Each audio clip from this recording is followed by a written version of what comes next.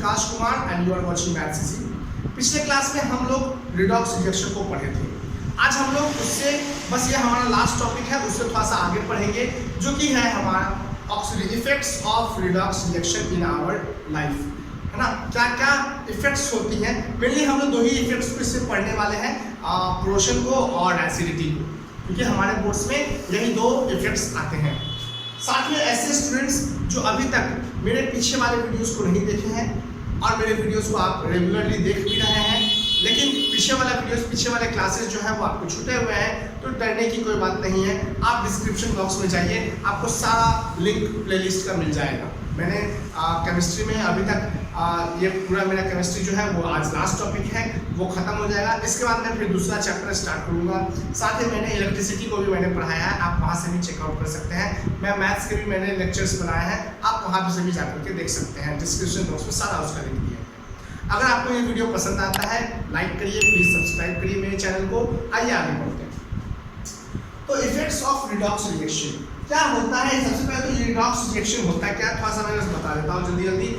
ये जो रिडॉक्स बना है रेड प्लस OX से, तो रिडॉक्स का मतलब होता है, रेड का मतलब यहाँ पे रिडक्शन, रिडक्शन का मतलब यहाँ पे हो गया रिमूवल ऑफ हाइड्रोजन, है ना, रिमूवल ऑफ हाइड्रोजन। उसको हम लोग क्या बोलते हैं, रिडक्शन बोलते हैं।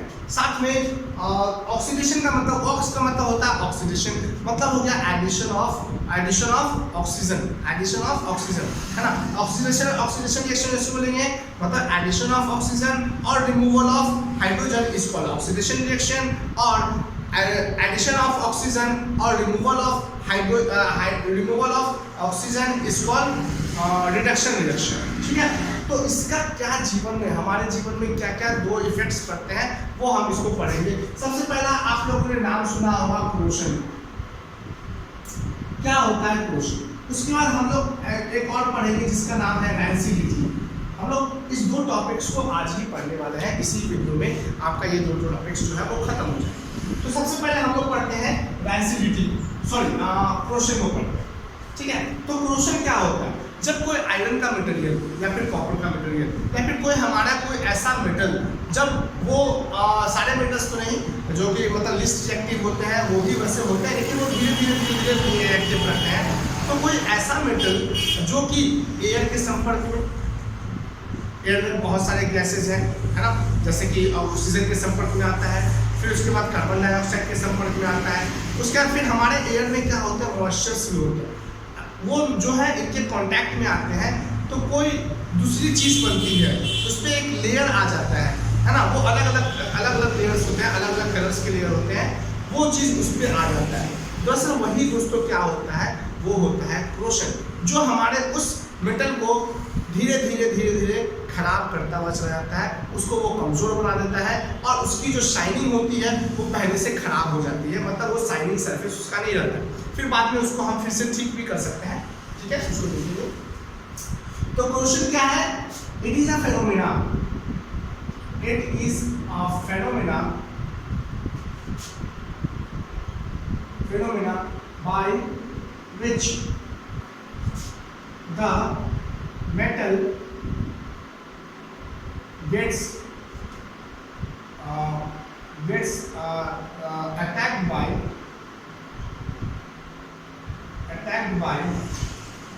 oxygen, carbon dioxide, moisture, which tends to weak, which tends to make the metal weak,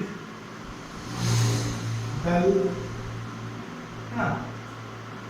एक फिनोमेना है जिसमें कोई मेटल जो है वो उस मेटल पे अटैक हो जाता है। अटैक का मतलब वो कंबाइन रिएक्शन कर जाता है, इससे ऑक्सीजन से या फिर कार्बन डाइऑक्साइड गैस से, या फिर हमारे एयर में जो मॉइस्चर होता है उसके संपर्क में आते ही, जिसकी वजह से क्या होता है, वो मेटल कमज़ोर हो जाता है या फिर वो डलनेस हो जाता है, मतलब वो उसकी जो शाइनिंग होती है वो धीरे धीरे खराब हो जाती है ना। जैसे कि हम लोग ज्वेलरी वगैरह जब लेते हैं तो शुरू में कितना चमकता है, लेकिन जब धीरे धीरे उसको यूज़ करते रहते हैं तो वो धीरे धीरे धीरे धीरे क्या होता है, डल हो जाता है। जैसे कि अगर आयरन है हमारे पास, अगर आयरन कोई मेटल है, इसको अगर हम लोग रिएक्ट करवाते हैं ऑक्सीजन से या फिर वाटर से, है ना, तो ये इसमें आता है रस्ट।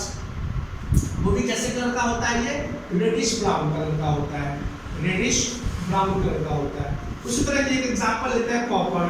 कॉपर को अगर हम लोग कार्बन डाइऑक्साइड या फिर H2O से अगर हम लोग रिएक्ट करवाते हैं या फिर उसमें वो खुद रिएक्ट हो जाता है एटमॉस्फेयर के कारण, तो क्योंकि हवा में तो सारे गैसेस है, मॉइस्चर भी है और कार्बन डाइऑक्साइड भी है, साथ में ऑक्सीजन भी है, तो ये सब जो रिएक्ट होता है तो क्या बनता है, यहाँ पे ग्रीनिश कलर का एक क्या बनता है, रस्ट बनता है। ग्रीनिश कलर का एक सरफेस, उस पर एक लेयर आ जाता है, उसी को हम लोग क्या बोलते हैं, रस्ट बोलते हैं। साथ में सपोज करते हैं हम लोग ये हमारा सिल्वर है ना, चांदी की अंगूठी पहनते हैं, महिलाएं जो है वो चांदी की पायल पहनती हैं, तो उस पर अगर ये ऑक्सीजन और ये वाटर अगर आता है तो वहां पर भी कैसा कलर हो जाता है, वो रस्ट हो जाता है, मतलब एक लेयर आ जाता है।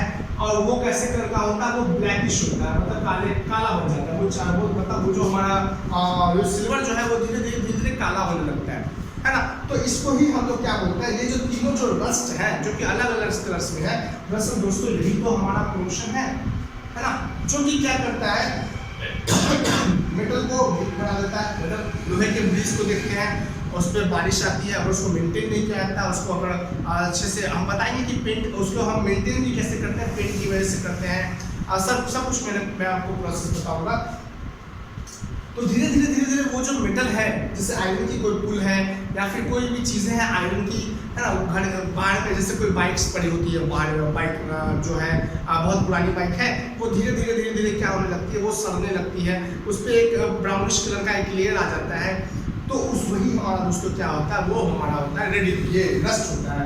साथ में कोई कॉपर है, कॉपर का हम लोग क्या करते हैं, एक मतलब ग्लास रहता है हमारे पास, प्लेट्स होते हैं, अगर वो कार्बन डाइऑक्साइड गैस और या फिर हमारे एयर में जो मॉइस्चर है या फिर वाटर के साथ वो रिएक्ट करता है, तो उस पर एक ग्रीनिश कलर का एक लेयर आ जाता है, जिसको भी हम लोग क्या बोलते हैं, क्लोशन ही बोलेंगे, उसका नाम रस्ट ही है।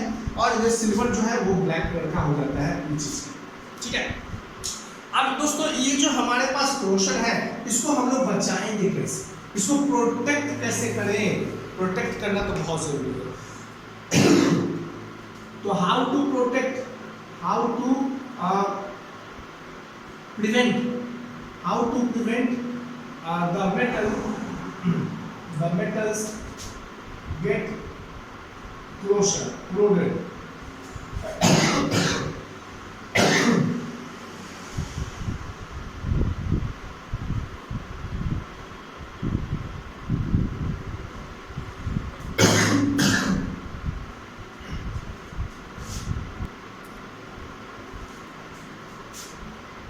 तो सबसे पहले हमारे पास मेथड होता है, हम लोग क्या करते हैं, उस पर पेंट कर देते हैं, पेंटिंग प्रोसेस से उस पर कोई पेंट कर देते हैं, तो जिसके वजह से क्या होता है, जो संपर्क आयरन जो मतलब उस पर जो एयर आ रही होती है ना, उसको एयर को अंदर आने नहीं देता है, जिसके वजह से रिएक्शन होता नहीं है, एक दूसरे से वो कंबाइन होते नहीं है, जिसके वजह से वहाँ पे रस्टिंग होता है।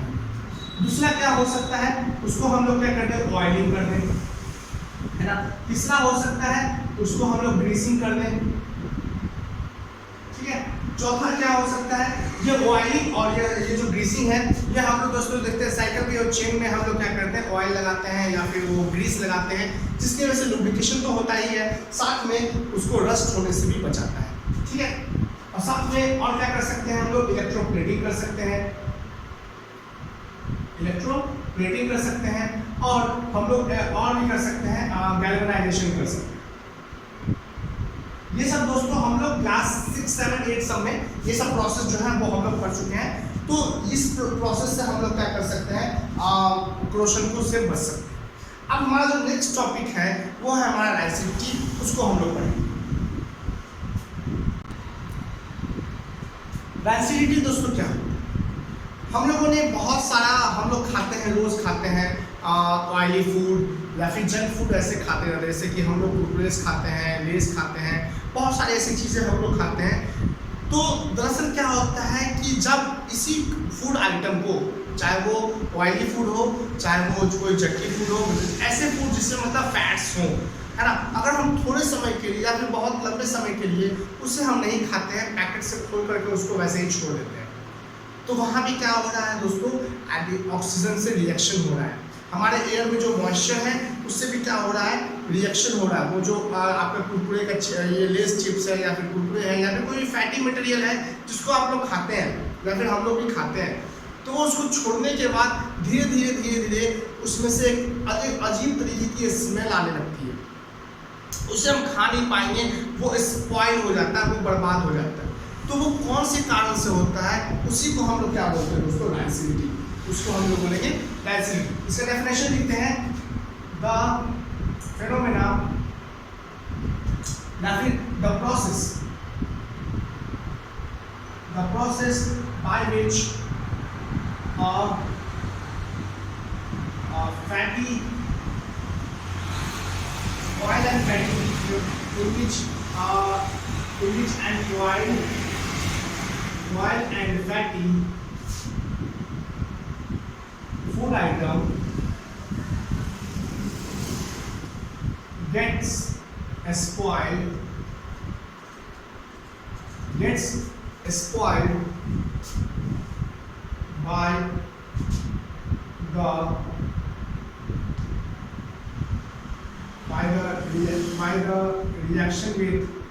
by the reaction with oxygen, moisture or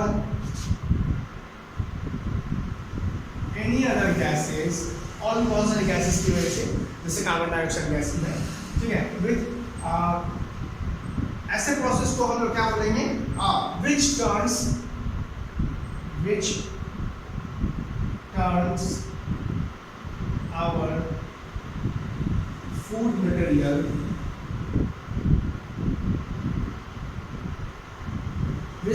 our food material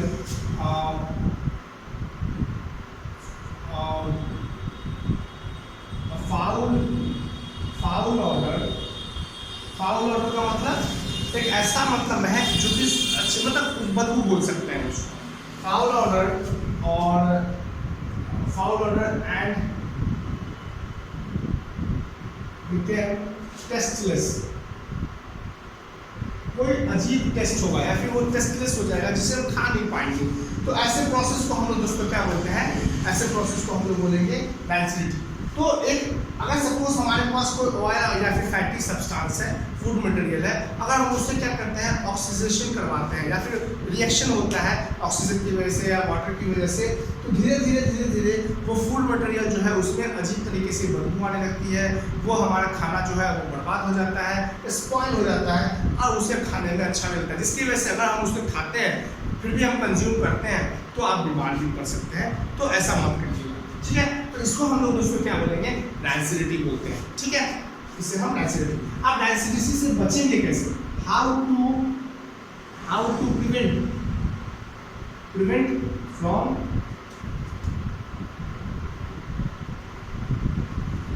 rancidity. हम लोग अपने फूड मटेरियल को किस प्रकार से रैंसिडिटी होने से बचाएं। तो सबसे पहला हम लोग क्या कर सकते हैं, इसे रेफ्रिजरेटिंग कर सकते हैं।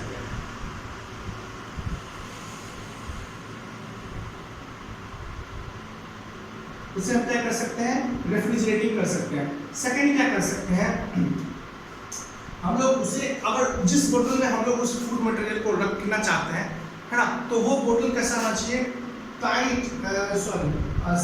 टाइट एयर सील्ड होके, टाइट एयर जार होना चाहिए, मतलब टाइट एयर जार होना चाहिए या फिर इसमें मतलब ऐसा मतलब एक जार होना चाहिए जिसमें हवा अंदर जो नहीं जाए, है ना, वो हमारा दोस्तों होना चाहिए। वो कैसा, वो टाइट एयर जार होना चाहिए। और साथ में इसमें हम क्या कर सकते हैं,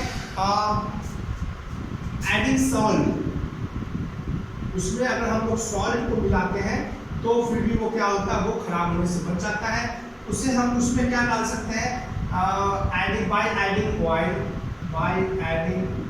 ऑयल्स, इसको हम लोग यहाँ लिख सकते हैं, keep the food materials in tight jar. हाँ, मतलब एक टाइट जार ढक्कन जो उसका वो ढीला रहना चाहिए, जिसकी वजह से गैस अंदर में नहीं जाए, एयर जो है वो अंदर नहीं जाए। और क्या हो सकता है, बाय एडिंग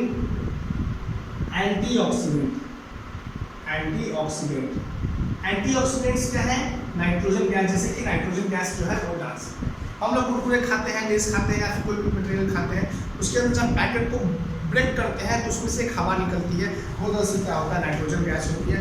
नाइट्रोजन गैस जो करता क्या है कि नाइट्रोजन गैस मतलब एंटीऑक्सीडेंट है, वो ऑक्सीजन के साथ रिएक्ट नहीं करता है, जिसकी वजह से वो मतलब अच्छा रहता है, ठीक है, कोई उसमें दिक्कत नहीं होती, वो हमारा फूड मटेरियल बहुत ही अच्छा होता है, मतलब उसे हम खा सकते हैं।